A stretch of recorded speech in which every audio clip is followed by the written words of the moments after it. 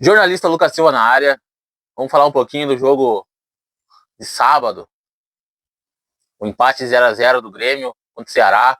Mais uma vez, o Grêmio não vence em casa e gera uma preocupação. Venceu o Atlético Mineiro fora de casa por 3-1 lá em Minas Gerais, mas infelizmente não consegue ter o mesmo desempenho contra o Ceará na Arena do Grêmio. Um jogo feio, em uma noite chuvosa e fria, a torcida esteve presente, mas o time não marcou presença.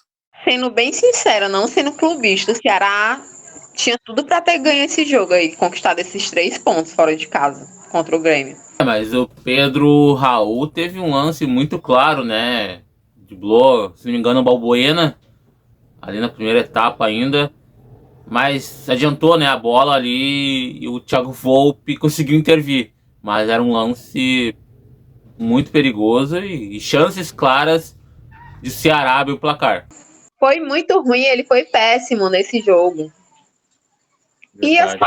E como eu te falei, eu não sinto o Pedro Raul, por mais que ele venha até fazendo uns golzinhos, né? Como aquele atacante ainda que o Ceará, sabe?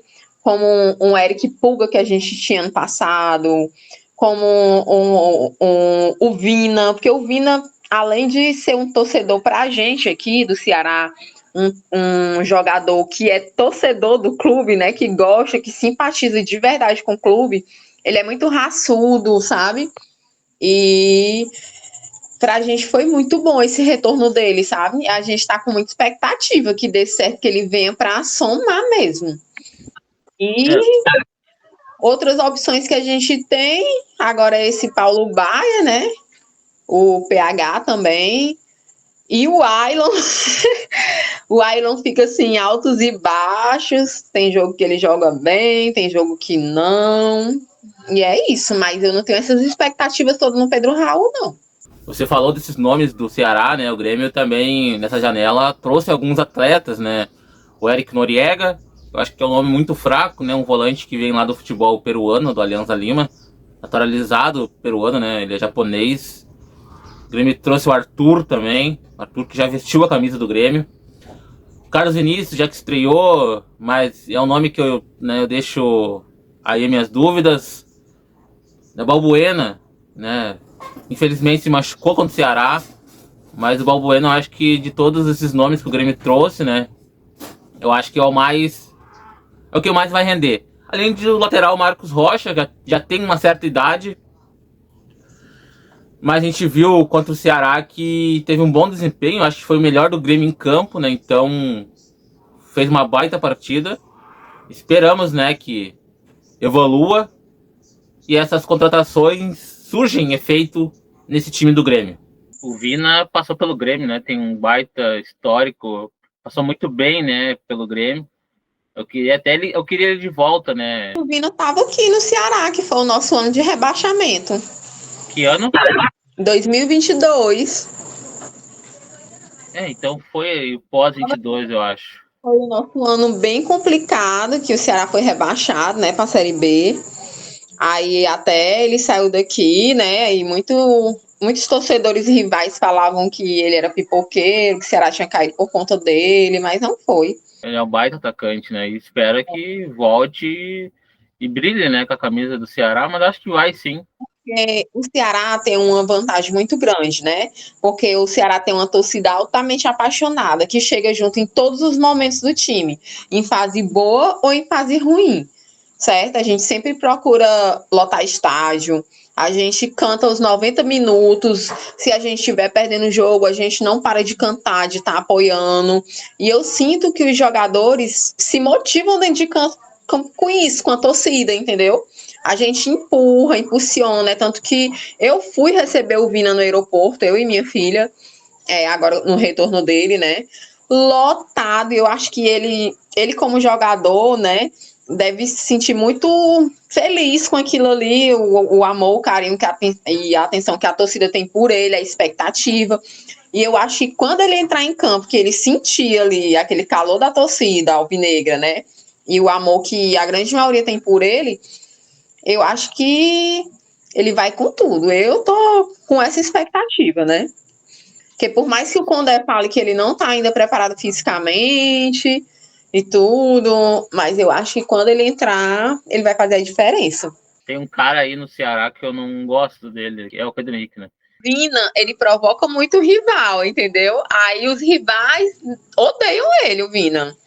E pra gente isso é sensacional, porque ele é torcedor mesmo do Ceará, entendeu? Ele tem aquele carinho mesmo pelo clube. Aí isso pra gente é igual o Eric Pulga. O Eric Pulga é torcedor alvinegro desde quando era criança, né? Ele cresceu nas categorias de base do Ceará. E pra gente, Eric Pulga ter saído ano passado, o Bahia ter levado, foi assim, claro que a gente espera futebol, né? O cara se destacou, vai pro time maior.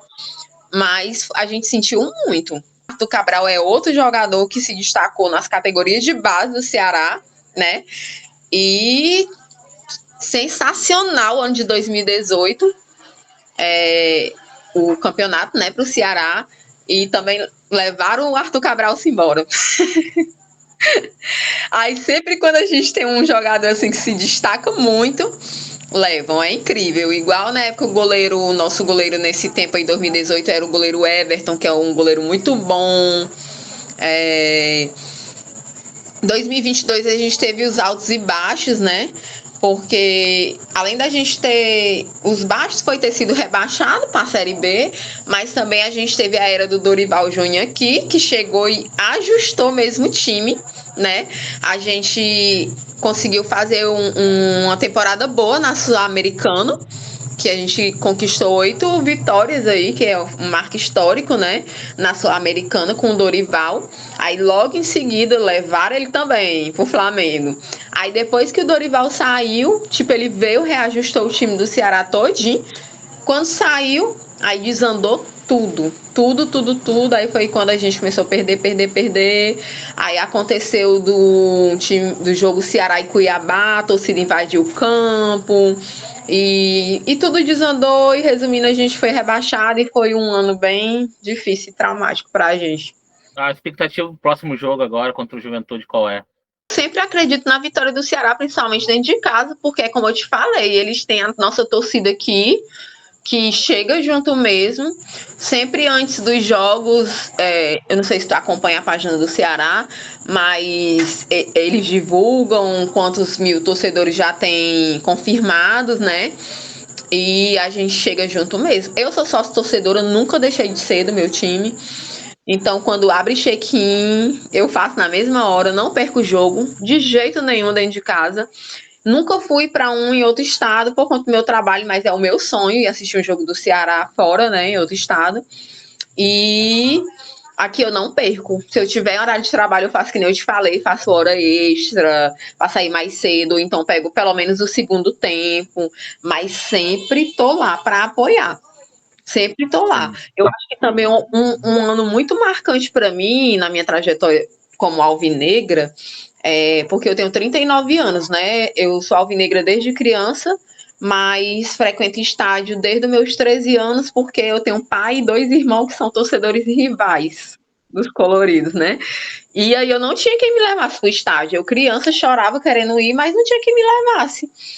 Aí, meu primeiro namorado, eu com 13 anos, ele, por coincidência, torcia Ceará e era da organizada daqui, né? Que é a Ceará Amor. Aí ele que me levou pro estádio, né? Porque era o PV, que é o estádio menor daqui, o Presidente Vargas. E aí pronto, a partir daí nunca mais eu deixei de ir. E o Grêmio, né, enfrenta no domingo nada mais nada menos que o líder, né, do Campeonato Brasileiro, Flamengo, que na última segunda colocou 8-0 no Vitória em pleno Maracanã. A expectativa é de que o Grêmio não consiga vencer, mas a gente não sabe, né? A expectativa era a mesma contra o Atlético Mineiro e o Grêmio foi lá e venceu, surpreendeu. Mas futebol é futebol, né? O Grêmio não vem jogando bem em casa e fora de casa até consegue fazer alguma coisa melhor. E espero que vença, mas a expectativa do torcedor gremista não é essa. E vamos ver no que dá, né? E depois enfrenta o Mirassol em casa. E depois, lá no dia 21 de setembro, o Clássico Grenal no estádio Beira-Rio. Muito obrigado pela sua participação e que Deus te abençoe.